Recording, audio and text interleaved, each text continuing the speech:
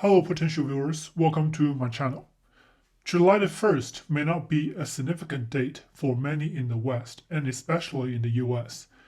It was still days away from July the 4th, but it is a date significant enough for the people of Hong Kong. It is the date when the Hong Kong National Security Law was legislated and effective immediately. You may have heard of the idea that this law being destructive to the judicial independence of Hong Kong.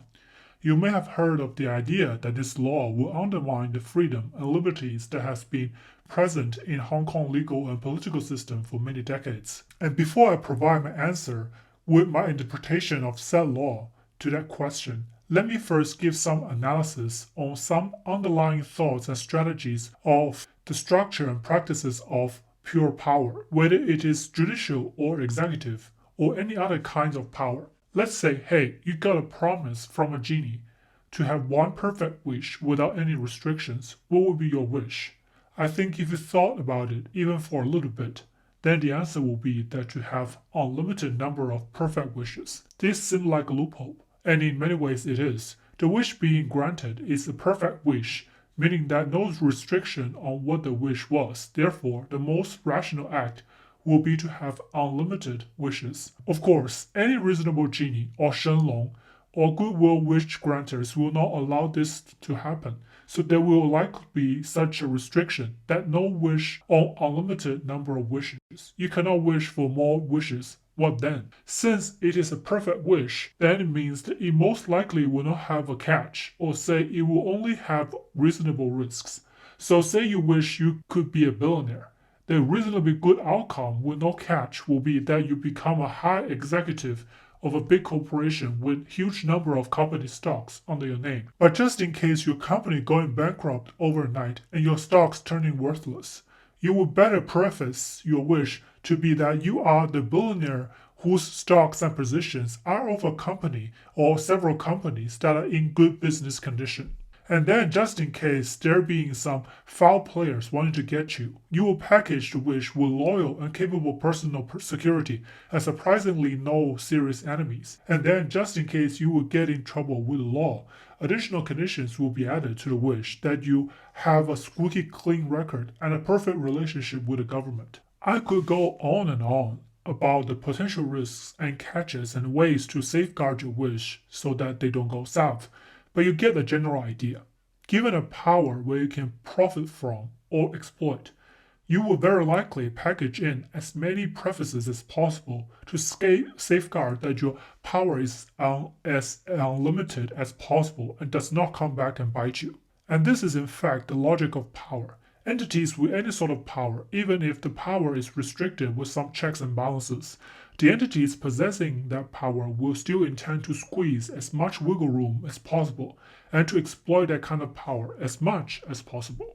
I made a video not too long ago about the nature of the double standards in our political sphere and the ongoing cultural war, that it is in itself a kind of power, or at least the manifestation of it. So let's get back to the Hong Kong security law.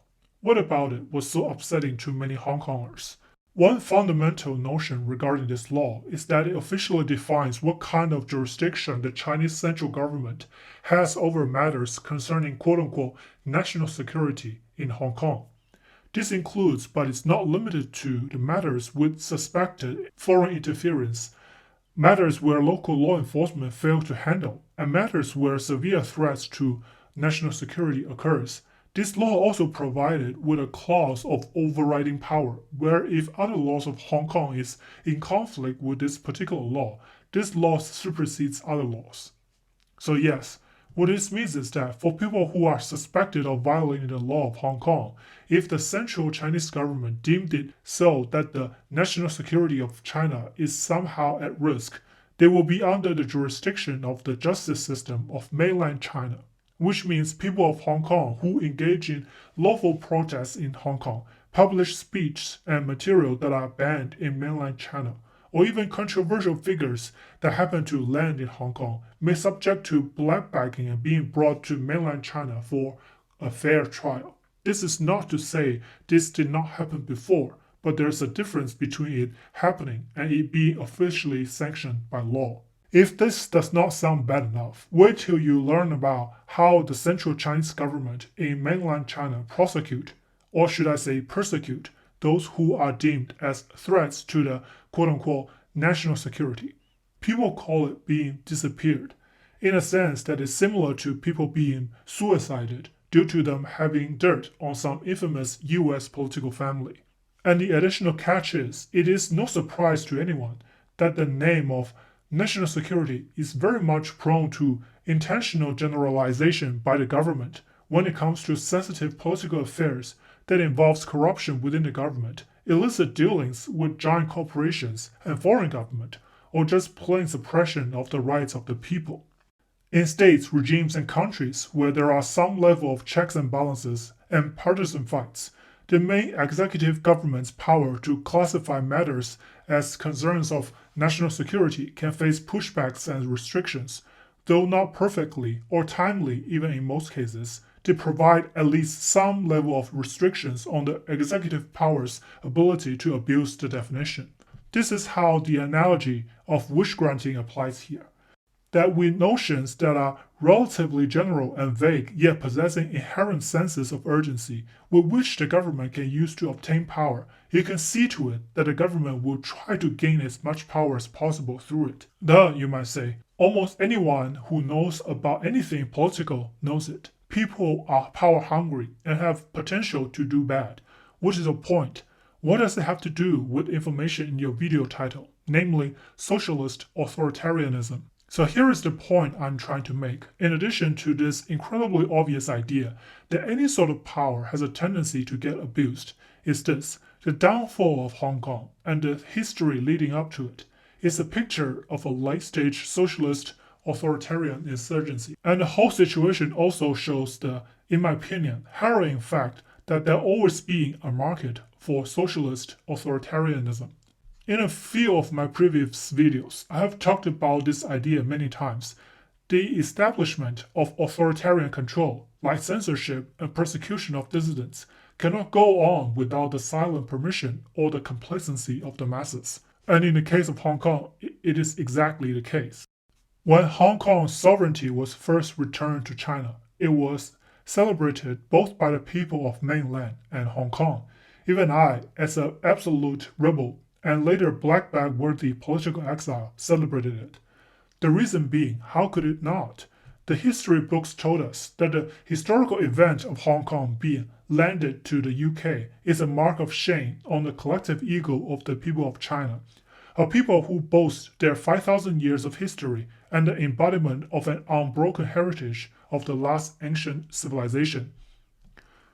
Of course, the history books barely mention that the anti-right-wing movement and the Cultural Revolution, almost destroying the traditional culture in its entirety. The reclamation of Hong Kong, naturally, was hyped to be a great step for all people of Chinese descent and a symbol of Chinese pride and nationalist passion. I was lucky enough to have visited Hong Kong right after the reclamation, before the animosity between the peoples escalated to the current level, and Hong Kongers were overwhelmingly nice. From that period on until 2008 Beijing Olympics, it was a decade of growing national pride, but also a decade of increasing censorship and draconian control on the flow of information during the booming age of internet, no less. Soon, Hong Kongers started noticing that things are not right. The promised political, legislative, and judicial independence from the mainland China was not realized. The promised democratic voting system was never established, and more cronies of the Chinese Communist Party mysteriously end up as legislative council members with some questionable processes. And let's not forget the people who spoke out against the party's regime and published materials that are embarrassing to the party also mysteriously disappeared. So with the growth of Chinese pride and the tale of the return of a long-lost kid of the family's control started taking over the kid's life and making him lose his sense of self. And when the encroachment of liberties that has been a crucial part of Hong Kong's identity became so severe and civil unrest became rampant and the animosity between the natives and the mainlanders became close to a boiling point, the tone of the mainstream and official narrative shifts. And there we have it. the end result of which being the national security law. And thus the new age of speech and political suppression is upon the Hong Kongers. You can see to that the power granted by the law in the name of national security will be a hammer that is used to crush anything that is arbitrarily labeled as threats to national security. There is a pattern that you can always find in cases like these, that the quest for power and control was never outright as obvious and direct as those who seek those powers claim to be. The encroachment always have good causes as masks. In the context of Hong Kong, it was the Chinese pride, the unification of the peoples separated by history and maintaining unity and harmony in culture and politics. In fact, when you look at recent world history, similar kind of nationalist sentiment is pretty prevalent in the left-wing movements.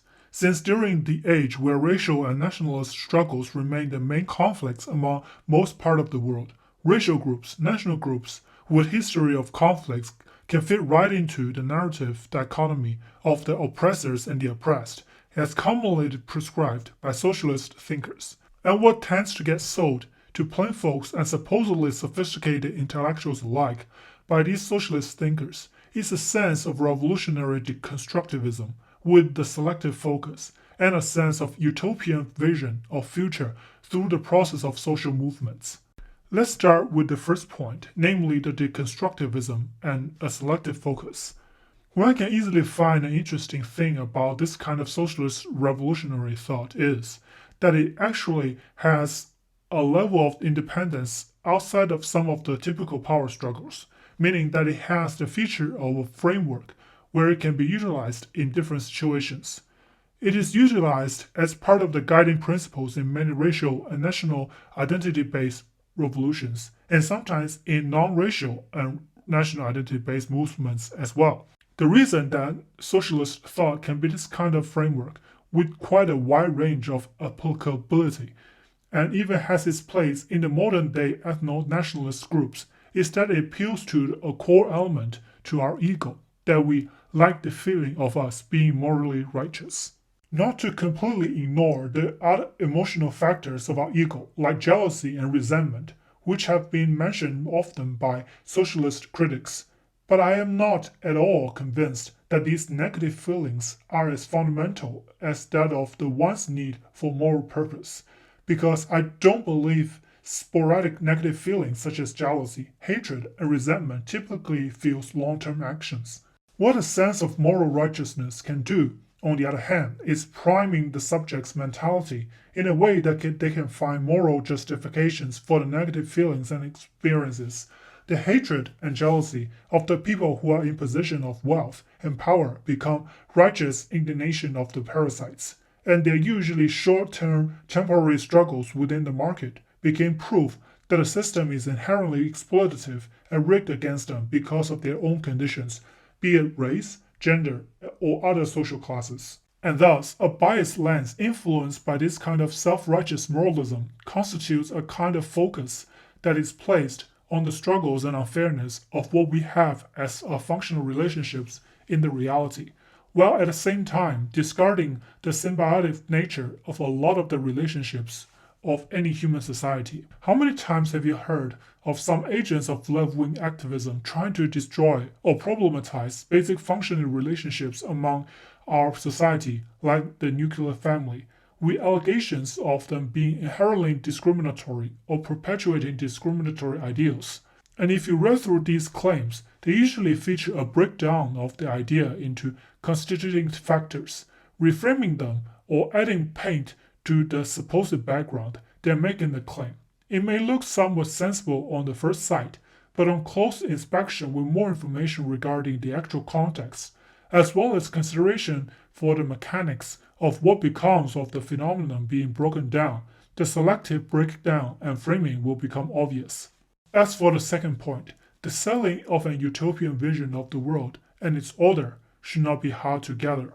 One core selling point of the socialist ideal is the purported collective ownership of the means of production, referring to the idea that the material, tools, and technologies are collectively owned by the people and thus painting a democratic picture of the economy.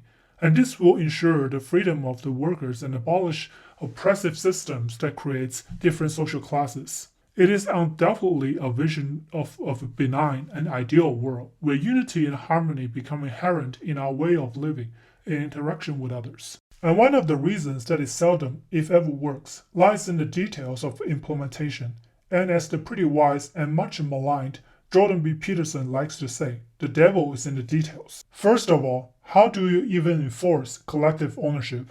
You will want to eliminate private possessions. And how do you enforce that? You force the ones who do not want to voluntarily give up their property to do so, unless they want to face repercussions of your regime.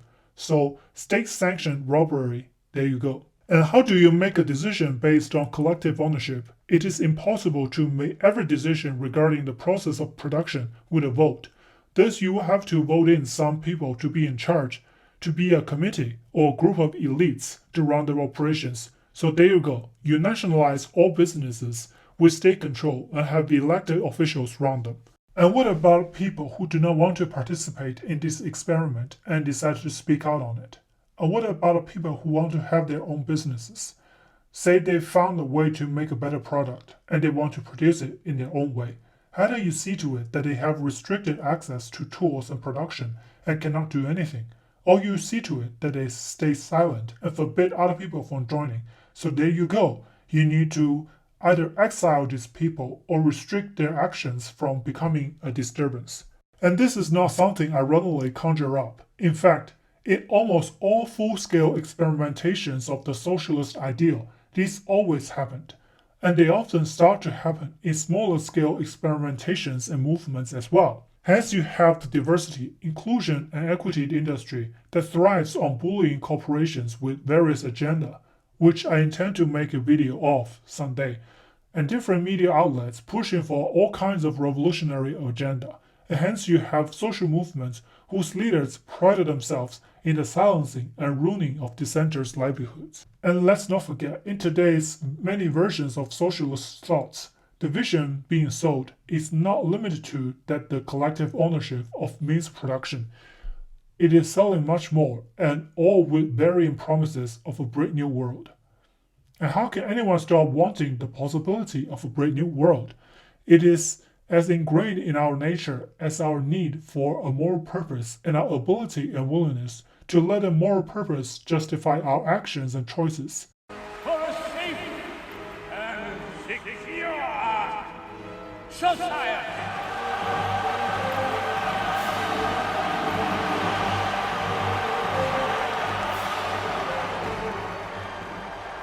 So this is how liberty dies, with thunderous applause. There will always be people who want it, and therefore there will always be people that suffer because of it. That will be all for my video today. Hope you like it. I hope to see you next time.